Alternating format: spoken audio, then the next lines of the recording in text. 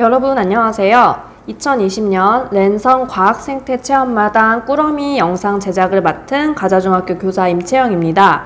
오늘 저는 여러분들과 미래 에너지로 떠나는 우주여행이라는 주제로 만나게 되었습니다.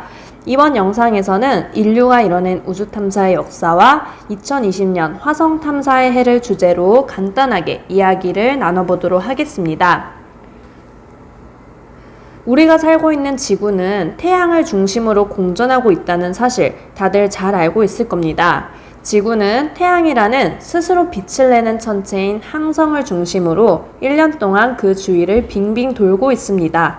지구가 존재하는 태양계에는 지구와 같은 행성이 총 8개가 있습니다.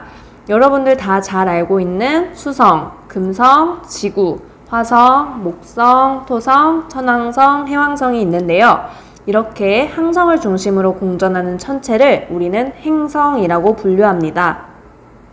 태양계에서 스스로 빛을 낼 수 있는 존재는 단 하나, 항성인 태양뿐이죠. 하지만 행성 역시 밝게 빛을 낼 수 있습니다. 여러분들이 밤하늘에서 볼 수 있는 반짝이는 점들 중에서는 별만 존재하는 것이 아니라 행성도 존재합니다. 우리가 앞으로 만나게 될 화성도 밤이 되면 볼 수 있고요. 선생님이 직접 관측한 사진도 이따 여러분들에게 보여드리도록 하겠습니다. 자, 그렇다면 이런 행성들은 어떻게 빛날 수 있을까요? 바로 태양빛을 반사하기 때문이죠. 지금부터는 인류가 이뤄낸 우주 탐사의 역사에 대해 간략하게 살펴보도록 하겠습니다. 인간은 지금까지 태양계 바깥을 벗어난 적이 없습니다. 태양계 너머의 존재들은 모두 망원경을 통해 관측된 사실들입니다. 그렇다면 인간이 이뤄낸 대표적인 우주 탐사에는 어떤 것들이 있을까요? 먼저 최초의 인공위성 스푸트니크 1호의 발사입니다. 1957년 10월 4일 구소련에 의해 발사된 최초의 인공위성으로 앞서 선생님과 함께 행성과 항성에 대해 살펴봤었는데요. 행성인 지구를 중심으로 돌고 있는 천체, 달의 경우에는 우리가 위성이라고 합니다. 태양계에 있는 행성들 중 지구처럼 자신의 위성을 가지고 있는 행성들이 여러 개가 있습니다. 인간이 달처럼 지구를 중심으로 공전할 수 있도록 발사체를 보낸 것이 바로 인공위성이 되겠습니다. 소련이라는 이름을 가진 국가는 지금은 없습니다. 하지만 당시에는 소련과 미국이 우주 연구를 두고 치열한 경쟁을 펼쳤습니다. 소련에서 인류 첫 인공위성을 발사하는 데 성공하죠. 세계 최초의 무인, 즉 사람이 타지 않은 인공위성으로 크기는 직경 58cm, 무게는 83.6kg이었습니다. 자, 지금 사진에서 보시는 것이 바로 스푸트니크 1호의 사진이다 라고 보시면 되겠습니다. 자, 두 번째는요, 소련에서 유인 우주선을 발사하는데도 성공을 했습니다. 바로 1961년 4월 12일에 발사된 보스토크 1호입니다.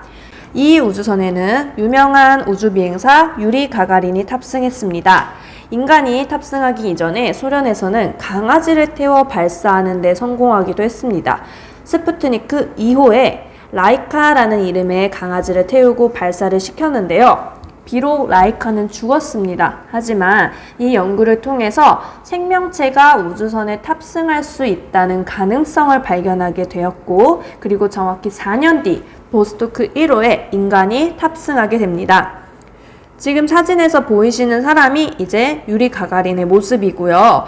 유리 가가린은 1시간 48분 동안 지구를 일주한 뒤 돌아와 인류 최초로 우주비행을 성공한 사람이 되었습니다. 참고로 이후 유리 가가린은 5번이나 더 우주비행에 성공했다고 합니다.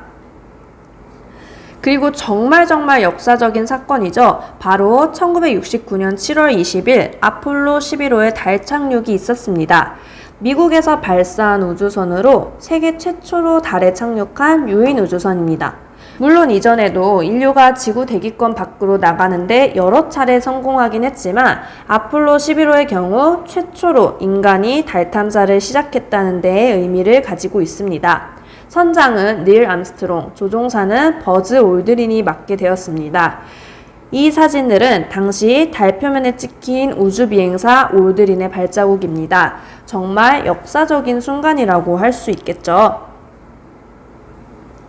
이후 수많은 우주 탐사가 이루어졌습니다. 미국뿐만 아니라 여러 나라에서 끊임없이 우주로 발사체를 보내는 데 성공했습니다. 그 중에서도 선생님이 가지고 온 네 번째 기록은 바로 뉴 호라이즌스호입니다.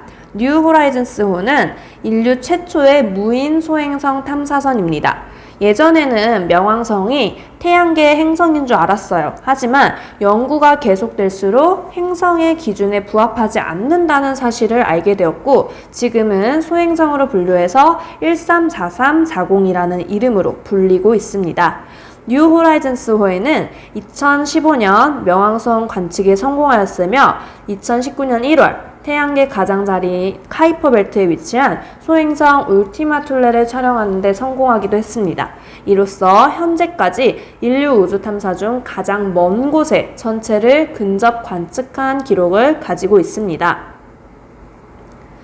그렇다면 이번에는 선생님이 간략하게 이야기한 우주 탐사의 역사 중간에 있었던 화성 탐사에 대해 조금 더 구체적으로 알아보도록 하겠습니다. 사진에 보이는 것이 바로 큐리오시티라는 화성 탐사체입니다. 큐리오시티를 통해 인간은 화성의 기후와 지질을 조사하고 물을 확인하는 등 화성에서의 거주 가능성을 알아보고자 했습니다. 2011년에 발사되어 2012년 8월에 화성에 착륙했는데요. 사진에서와 같이 마치 자동차의 형태로 움직이면서 화성의 지형 곳곳을 탐사하고 화성의 사진을 지구로 송출함으로써 화성 연구에 큰 역할을 해주었습니다. 마스 2020인 나사. 이름만 들어도 무엇인지 확 이해할 수 있겠죠? 네, 바로 미국 한국우주국 나사에서 2020년 또 다른 화성 탐사 프로젝트를 준비했습니다. 바로 퍼시비어런스라는 화성 탐사선 발사인데요. 앞서 살펴본 큐리오시티보다 훨씬 더 레벨을 올렸다고 볼 수 있습니다. 2020년 7월 30일에 이미 발사가 완료된 탐사선이고요. 화성의 생명체의 거주 여부를 확인하고 인류의 화성 미래기지 건설에 도움이 될 만한 정보를 주는 것이 대표적인 목표가 되겠습니다. 자, 그렇다면 나사에서는 왜 마스 2020이라는 미션을 붙여가면서 올해를 화성 탐사해로 결정했을까요? 미국뿐만 아니라 많은 나라들이 2020년에 집중하고 있었습니다. 바로 지구와 화성이 가장 근접하는 해가 2020년이기 때문입니다. 우리가 행성을 탐사할 때 가장 적절한 시기가 따로 존재한다는 사실 여러분들은 알고 계셨나요? 행성들의 공전 궤도가 완벽한 구가 아니기 때문에 지구와 행성이 가장 근접하는 시기가 따로 존재를 하고 있습니다. 이 시기에 우리가 탐사를 떠나게 되면 우주선을 발사하는 데 드는 연료를 최소화할 수 있다는 장점이 있습니다. 자, 보시는 바와 같이 미국, 중국, 유럽과 러시아, 아랍에미리트에서 2020년을 화성 탐사의 해로 지정해 화성 탐사 계획을 세우고 추진했습니다. 미국의 경우 앞서 살펴본 퍼시비어런스를 발사하는 데 성공했고요. 중국은 텐원 1호를 7월 23일에 발사했습니다. 아랍에미리트 역시 호프라는 이름의 탐사선을 7월 20일경 발사했습니다. 아쉽게도 유럽과 러시아의 경우 코로나19로 인해 프로젝트 진행에 차질을 빚게 되면서 2년 뒤로 연기했다고 하네요. 이렇게 화성이 지구와 근접하다는 사실은 머나먼 이웃나라의 이야기가 아닙니다. 여러분들도 크고 밝은 화성을 경험하실 수가 있었습니다. 바로 지난 10월 14일 가장 밝고 큰 화성이 뜬다는 소식이 여러 뉴스에서 보도되었었답니다. 혹시 이때 화성을 관측한 친구들이 있을까요? 지구에서 가장 멀어졌을 때보다 가장 근접했을 때 지구와 화성 사이의 거리가 무려 6배나 가까워졌다고 합니다. 이번만큼 큰 화성은 오는 2035년에야 다시 만날 수 있다고 합니다. 이 영상을 본 친구들은 15년 뒤 꼭 잊지 말고 거대한 화성을 관측할 수 있길 바라겠습니다. 이렇게 10월 14일 밤처럼 유난히 크고 밝은 화성을 관측할 수는 없지만 2020년이 화성과 지구가 가까워지는 해라 그런지 요즘 밤하늘에서는 화성을 너무나도 쉽게 관측할 수가 있습니다. 지금 보이시는 사진은요, 스텔라리움이라는 프로그램을 통해서 우리가 밤하늘을 시뮬레이션 해본 결과입니다. 이 프로그램을 통해서 지금 보시는 바와 같이 인천의 2020년 11월 19일 밤하늘의 모습을 우리가 그래픽으로 확인을 할 수가 있습니다. 지금 이 사진에서 보면 남쪽 하늘에 되게 높은 곳에 화성이 떠 있는 것을 볼 수가 있습니다. 그쵸?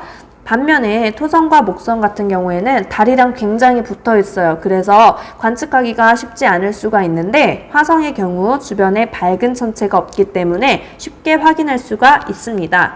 또한 지금 보이시는 것처럼 주황 색깔 빛을 육안으로도 쉽게 확인할 수 있어서 여러분들이 밤하늘을 보았을 때 주황색 반짝이는 천체가 있다. 그렇다면 그게 화성일 확률이 매우 높습니다. 자, 그렇다면 오늘 밤 한번 밤하늘을 바라보는 것은 어떨까요, 여러분들? 아마 화성을 쉽게 관측하실 수가 있을 겁니다. 자, 이건 여러분들에게 보여주기 위해 선생님이 직접 찍은 사진입니다. 11월 7일 21시경에 그냥 선생님이 이제 동네 산책을 하다가 문득 하늘을 봤는데 너무나도 쉽게 화성을 관측할 수가 있었습니다. 주변 아파트와 건물의 빛으로 인해서 별이 쉽게 관측되지 않는 환경임에도 불구하고 밝게 빛나는 화성이 다들 보이시죠? 또한 여러분들에게 사진으로 충분히 느껴질지 모르겠지만 주황빛으로 밝게 빛나는 것을 확인할 수가 있었습니다. 이렇게 화성은 생각보다 우리 곁에 가까이 다가오고 있었습니다. 그렇다면 지금부터는 선생님과 함께 앞서 살펴본 큐리오시티, 퍼시비어런스와 비슷한 화성 탐사선을 직접 제작해 보도록 하겠습니다. 그냥 화성 탐사선이 아니라 특별히 태양광 발전을 통해 움직일 수 있는 탐사선을 제작함으로써 여러분들이 미래 에너지에 대해서도 생각해 보았으면 합니다. 우리가 사용하는 태양광 전지판의 원리에 대해 간단하게 알아볼까요? 태양 전지는 태양에서 나오는 빛 에너지를 전기 에너지로 바꾸기 위해 반도체로 만들어진 광전지에 해당합니다. 특별한 연료가 필요하지 않은 친환경 에너지 발전 형태라고도 할 수가 있겠죠. 태양광 전지판의 주 재료인 반도체는 전기가 잘 통하는 도체와 전기가 통하지 않는 절연체의 중간적인 성격을 가진 물질입니다. 태양 전지의 구성은 다음과 같습니다. N형 반도체와 P형 반도체가 위아래로 결합되어 있어서 태양빛을 받으면 각각의 마이너스 전기와 플러스 전기가 이동을 하게 되고요. 직류 전기를 만들게 됩니다. 여러분들이 학교에서 배웠다시피 전류의 방향은 플러스 극에서 마이너스 극으로 이동을 합니다. 따라서 왼쪽 그림과 같이 전류가 흐르는 것을 관찰할 수가 있습니다. 이렇게 만들어지는 전기는 태양 전지판과 태양빛의 각도가 수직일 때 가장 많이 만들어지게 됩니다. 그래서 여러분들이 탐사 로봇 제작 및 시범 영상에서도 볼 수 있겠지만 태양 전지판이 태양빛과 수직일 때 모터가 돌아가는 것을 관찰할 수가 있습니다. 자, 그렇다면 지금부터 탐사 로봇을 직접 제작해보는 시간을 가져보도록 하겠습니다. 선생님이 여러분들에게 제작 키트뿐만 아니라 사진에서와 같이 2020 화성 탐사 프로젝트라는 도안을 따로 첨부를 했습니다.